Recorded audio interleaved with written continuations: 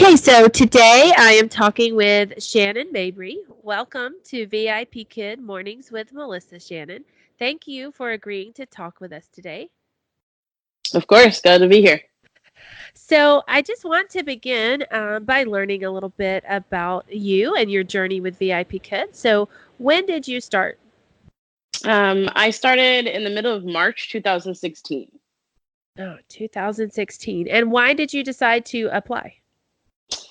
Well, came back from a trip down to Panama, and a friend of mine had worked for a different company, but it was pretty interesting what she did, and I thought that'd be a nice way to make some extra money, in addition to the job I had at the time. So I decided, why not? Let's give it a try.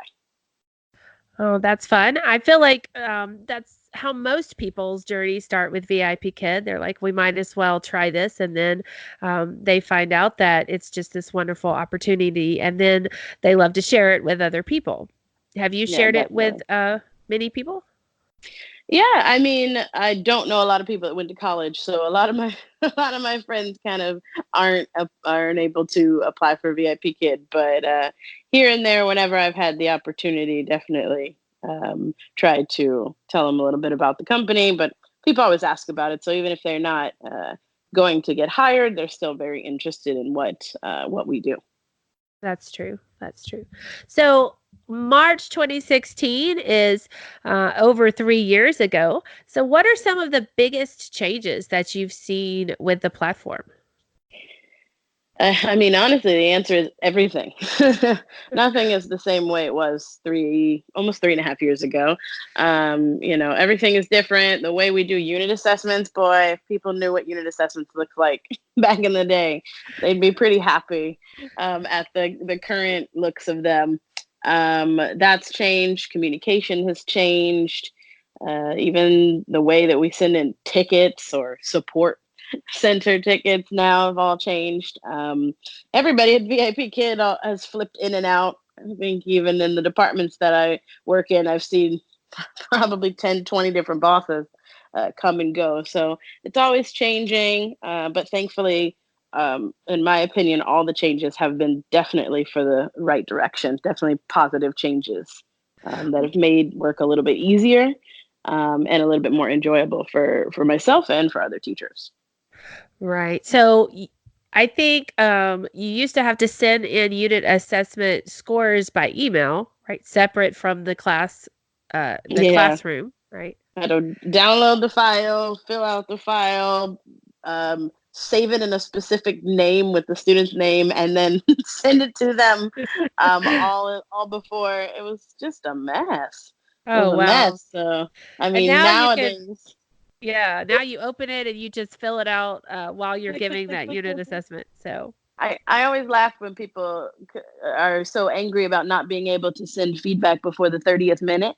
And I think, and you know what we had to do? Had to send an old email, had to send this whole thing and fill it out and type on it and save it in a different name. It was very weird. I think I still have some of those saved on my computer even to this day.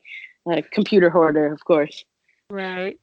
Oh, well. And then right before I started, we were still having to contact the firemen via the Skype app instead of right in the classroom.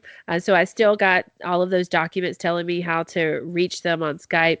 But I think the week after, they had implemented the button in the classroom. So those are some things that if you're just hired with VIP Kid, you don't even think about. You don't know that it used to be vastly different. There used to be a totally different site for contacting support. Fresh Desk, what you had to sign in with a different password, and now it's all right there, all on one website, user friendly for the teachers and the students. Definitely. So, how many classes have you taught? As of this morning, I hit 5,000 actually. 5,000 classes. Oh, wow. In 3 years. And so, do you teach every day? Is that your routine to teach every day or 5 days a week? I think in my first year, I was just like everybody else, interested in how much money you could make. So I did work. I worked 7 days a week for probably the first 200 days that I work with VIP Kid, and then I just started taking Sundays off, and I think that was a really smart decision to take a day off, just for yourself. Now, my schedule just works better that I work 5 days a week, so I do, depending on the week, either 5 or 6 classes Monday through Friday, and that seems to work very well for me. Oh, so you think it's a good idea to take a day off, take some breaks? Is that something you would recommend to a new teacher? Definitely. I think that it's fun at the beginning, to do so much and to see your money raise and whatnot. But yeah, I saw a picture the other day about a candle, and it it talked about how we should have life where candles burning on one end, how we think our life looks where candles burning on both ends, and then what life really looks like. And the whole candle was in flames. And so it was actually pretty funny. But I think it's important that people realize that, money can't buy health. And if you get really badly sick, it's going to mess with your schedule. So you've got to really be careful, how hard you work yourself and how often you work. And I think having a break, once a week for me, or however frequently teachers want to take it, I think that, helps to add to the joy of the job. Right, exactly, exactly. You have to find that balance. I tell new teachers that often as well. So you're a teacher and you still teach, but you also hold some other positions with VIP Kid. Would you mind telling us what those are? Yeah. The first, extra position I had was what we called teacher mentors, which don't exist exactly anymore. We've changed names many times, but that was about the 6th month I was with VIP Kid. As soon as I started my second contract, I became a teacher mentor. And back then, it had a lot of different, jobs. We used to watch new teachers' videos, of which we don't do anymore. But then, after about 6 months, we got to the beginning of 2017, and, we'd been pushing this for a while, and I was very excited to be a part of the beginning creation of the workshop system. So we started workshops, as a program in the beginning of 2017, and it has been a really awesome experience. I can say that, I found the thing I was good at once I started doing workshops, and, I love everything about them, and, so that's pretty fun. In addition to, maybe about a year, year and a half ago, I started. Well, 2 years ago, I started the helping out with the very first, Fast Pass event, over in Dallas. And then once it started to branch out, finally made its way to Atlanta. And, so I've been doing that for about a year and a half. And in addition, just a couple other roles that I, help here and there with VIP Kid. It's been a very fun and interesting few years, with additional work stuff. Oh, that is interesting. I didn't know you were part of starting the workshop, one of those first workshop mentors, but it does make sense that you started that and that you were pushing for it because your workshops are popular. People love to go to your workshops. And so, what workshops do you currently hold? At the moment, I'm going between some. It depends, what week it is, but some of the main ones that I do, I still do the biggies for new teachers, which, is trials, TPR and demonstration, which in my opinion is the best workshop we have. If you haven't been to one of those workshops, or even haven't been to it with me, that is a workshop you don't want to miss. Another fun one that I made over a year ago is extension and exemplification. It is a beautiful workshop that talks about what do we do when class is too hard, what do we do when class is too easy, how do we adapt. Another one that is about, I don't know, 4 or 5 months old is how to teach grammar strategies for success. Teaching grammar is difficult in general, but it's definitely difficult on the computer. It's definitely difficult, uh, with Chinese students. So we talk a good bit about their struggles and how do we fix them. And I think my newest one that I made not that long ago, is called Mastering the Art of Teaching Regular Students. Being that I've taught 5,000 classes, I do have a very unique, experience in that I have taught a very low number of students. I think my number is under 450. So essentially that means on the average, every student I have has at least 11 classes with me. Taking out the trials, it's definitely much higher than that. So I felt the need to create a workshop for teachers who they've seen it, they've done it, they've had the same kids for 100, 150, 200 times. And how do we change? How do we adapt? How do we become the right teacher and not allow ourselves to get lazy or, get into a rut that creates an experience that's not beneficial for our students. So that's one of my favorite ones that I'm doing now. And here and there, I add a few different ones that they'll throw at me. But yeah, for the most part, those are the main ones I'm doing right now. Oh, and those all sound good. I think I have attended at least one of all of those workshops. So I know that they are very beneficial to me as a teacher. I definitely come out with new ideas and things I can implement in my classroom. But if you were talking to a new teacher who had just signed their contract this week, what would you tell them about the workshops? How would you describe them and sort of encourage them to attend? Well, if I was talking to a brand new teacher, I would say you need to get yourself into a new teacher kickoff workshop. They're a little bit longer than our regular ones, but they have some really interesting stats on these that say the teachers that attend these workshops have exponentially lower bad feedback. I was actually really impressed by the statistics on that. So that would be where I would tell everyone to tell all of their referrals and all new teachers to make sure to get into that workshop and then just start going into workshops because in addition to that there are statistics that prove that people who attend workshops get better feedback, and the reason is because especially when we started, half the workshops are based off of parent complaints. Half of them are based off of things parents don't want to see or things that they do want to see, and the other half are just based off of what teachers want. So it's not to say that, oh, go to workshops equals more bookings. It doesn't really exactly work that way. But you could say that going to workshops equals more return bookings. I would go so far as to highly say that is a truth. Teachers who attend workshops gain an understanding of the online teaching world, specifically the VIP kid, that you can't just get from out of thin air. You can work 20, 30 years in a brick and mortar classroom and not understand how you need to teach in the online classroom VIP kids. So I think that's one of the best parts about workshops, that it gives teachers a perfect understanding of who they now are, what kind of position and job they now have, what they need to be, and how they can impress parents so that parents not only leave good feedback, but also want their children to go back to that classroom environment.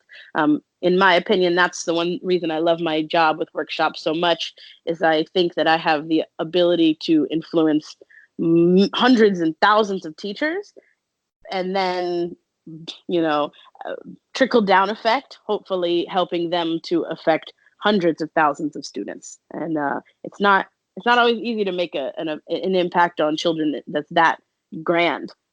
So I think definitely go to a workshop. Right. Oh, well, that is some great advice. And so it does help with the bookings or the rebookings with those return students. But do you happen to know if the workshop attendance is tracked or recorded by VIP Kid and used for any additional purposes? um, uh, Other than like when they do tokens and things, it's pretty much the only time that information is used. I know that there has been some chatter about, oh, learning partners or sales teams can see what workshops you've attended, and I'm definitely happy to set the matter straight, because after hearing that rumor, I actually asked my boss, who runs this department, and she told me no, that is not true. The information on who attends what does not go any farther than the folks in this department. So no, it's not someone saying, "Oh, you attended 40 workshops. I'm going to give you some more trials, or I'm going to give you some more classes." But as I mentioned, it definitely does make a huge impact with rebookings and teachers appearing like quality online ESL teachers. Right. So it's helping them do a better job, which is then in turn helping them get more bookings. But I am glad that we could set that straight, just for because there is a lot of chatter in the online communities about that.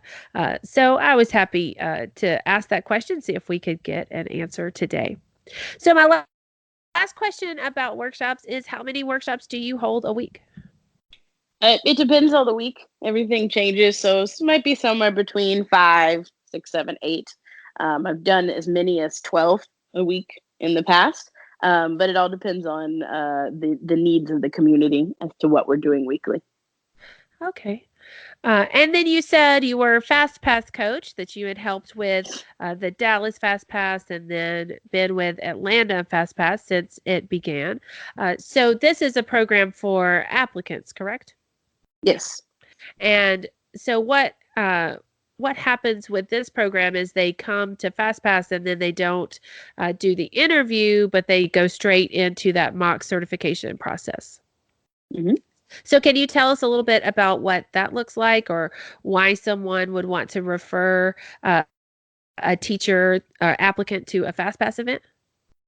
Well, I think the number one reason why a referrer would want to send their referee, I think that's how that works, to a Fast Pass event is because from what I've heard from many of the friends that I have in the mock class mentor department, the people who go and do their certification class, their mock classes, and have gone through one of these coaching events, they are much more prepared than anyone else. It's something that mentors, mock class mentors, have said on a regular basis that folks coming out of this program are drastically more prepared than anybody else.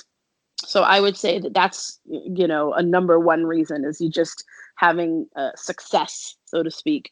But the program is really fun, and essentially it's just a 3 hour session that we have about 30 different locations in the United States right now that are running, in addition to, of course, online. And it's very easy. Teachers just have to send their referrals to the right website and they can sign up for one that's local to them. We've had people drive from very far away. So I would say, even if you don't live within 30 minutes or an hour, we've had people actually drive over from Alabama. We've had people drive down from Tennessee because technically we were closer than the ones in their state.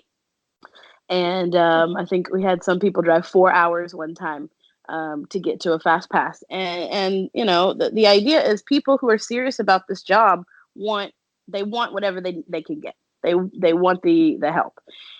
So essentially, it's this 3 hour session where we talk a little bit about the company, but mostly about not, hey, this is how you need to teach, because it's definitely not what the mock class mentors want to see. They do not want to see cookie cutter people in their classes or in their mock classes who obviously have watched and memorized a YouTube video. Happens a lot. Right. um, but what we do is give them the tools, the techniques, so to speak. It's the same thing as in workshops. I don't go into a workshop and tell a teacher this is how you need to teach, but I will go into a workshop and say these are qualities you need to show, and now go and do you. Show them who you are. Um, so we'll give them the techniques that they need, the things that they're going to be looked at by the mentor, so that they can feel comfortable and also confident when they get into the mock class. That way, it'll allow for them to really up their game, and have an idea of what is expected of them when they get into that mock class. Right. So these are held on Saturdays, but not every Saturday, correct? Yeah, I think depending on the needs of the city, Atlanta is a two Saturday a month city. Okay. So we do the first 2 Saturdays of the month. All right, very good. And so, if someone wanted to find the link, could they find that in the platform or on a different website? How could they find those FastPass coaching day links? I think the easiest way to find it, because it isn't the easiest thing to find, but you can find it. This might sound like a really roundabout way, but this is the only way I can think of off the top of my head. Read the weekly update, And in the weekly update, there is information about meetups. And down in the meetup section, there's a link to where you can find all the meetups that are in any state. And when you hit that link, it'll take you to an invite page. And on that page, it has three different classifications. It has local meetups, it has regional meetups, and it also has coaching. So you just Okay. have them click on the coaching button, and then it'll show them between live coaching and online coaching. You can either find if there's something near you, or if not, go for the alternative of online coaching. And all they have to do is make sure that their applicant or their referee has signed up under their name, and then they can send them in the right direction to sign up for the FastPass event. Okay. Well, thank you for that information. I'm sure it will help somebody out finding it because oftentimes there is a roundabout way to Mm-hmm. get to some links and information. So, oh, are you also a local leader with VIP Kid?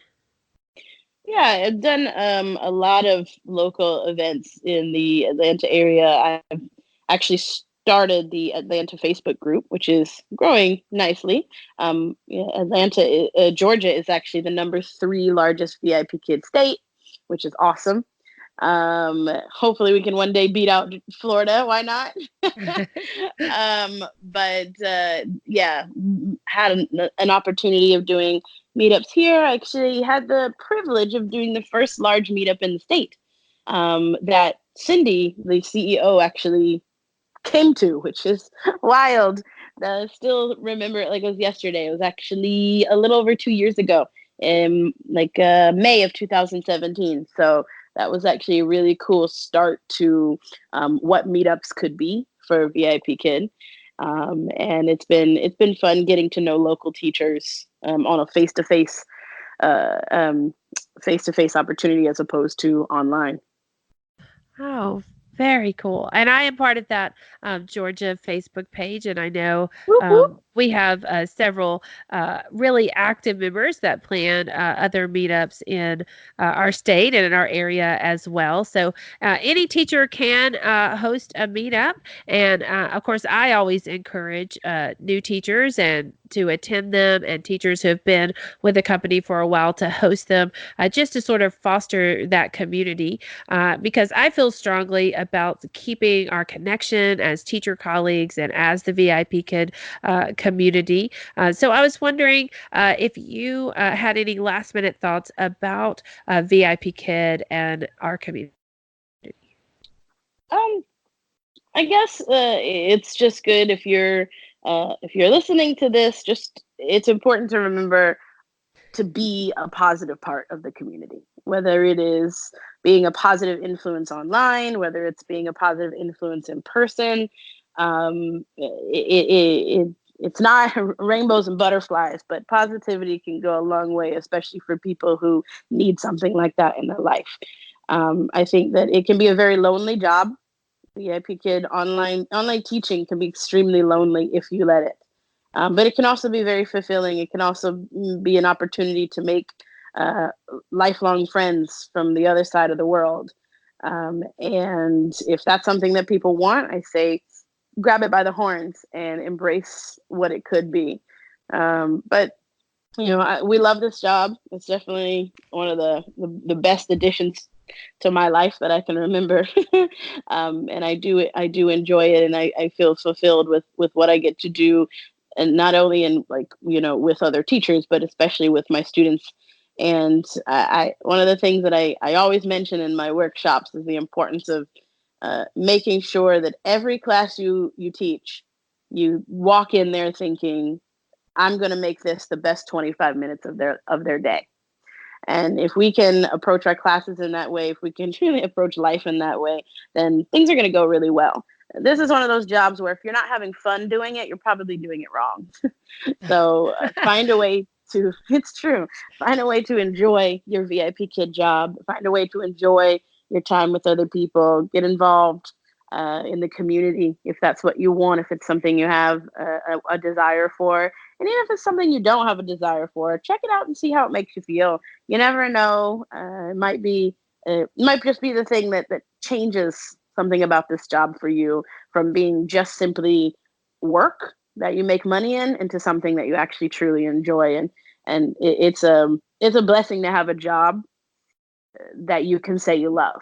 Not a lot of people have the privilege of saying they absolutely love their job. So find a way to make this the job you love and enjoy it.